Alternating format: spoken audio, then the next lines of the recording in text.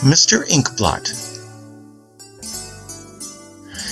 There once was a man who lived at the edge of our town, whose name was Bob Inkblot. Now, old Mr. Inkblot was a rather curious fellow who mostly kept to himself, but what little anybody knew about him was interesting.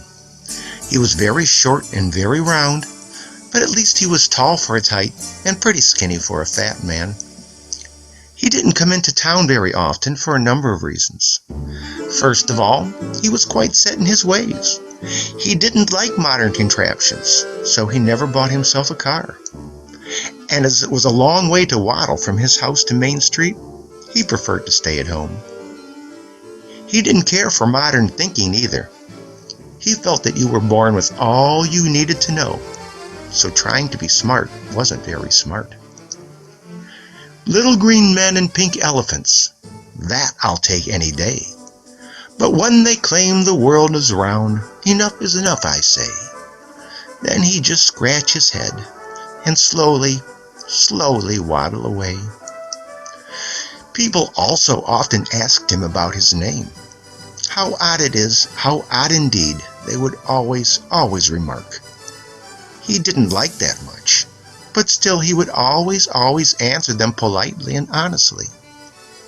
I know, it was my parents' choice to give me this crazy name. Why they ever called me Bob drives me quite insane. But at least I'm happy and satisfied to get some of what I got. A common, good old family name. Normal, like Inkblot. So he preferred to stay at home. But I can see why he liked it there. He had built his own house out of paper clips and rubber bands, and it was a fine, magnificent structure indeed. Yes, it could be a little cold in the winter and a bit breezy in the spring and fall, but the rest of the year when the sun shined, it was wonderfully hot, almost like living in a toaster. When he sat down to dinner, Mr. Inkblot was quite partial to bacon grease and chicken fat, because that's what made things taste good, he always said. He especially liked to squeeze some great big gooey globs of sloppy, slippery drippings into his chocolate milk to give it a little extra zing. Now, of course, it did make the milk a bit chewy, but as he said, that's what made it taste good. The last time I ever saw old Inkblot was in the winter of '53. He was running down Main Street holding a folded newspaper over his head like a hat, or maybe like an umbrella. I'm not quite sure. Anyway, he was screaming that a summer shower was blowing in and he had to escape it. Well, sure enough, about a minute later the sky darkened and a big old-fashioned mid-July morning thunderstorm rolled through the town on that hot August afternoon. The clouds lit up with thunder and the air crackled to the sound of lightning, but the breeze still smelled sweet as the month of June. Nobody ever laid eyes on Bob Inkblot after that.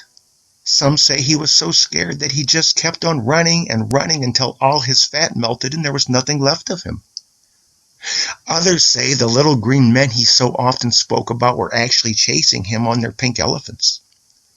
They say they caught him and whisked him away to a world that wasn't round, or flat for that matter. They say they took him to a world shaped like a big donut. And that's not too bad, really. He would have liked it a lot if the donut had been covered in bacon grease and chicken fat. But I think I know the truth of what happened on that fateful day. You see, he was just an inkblot, and the rain washed him away.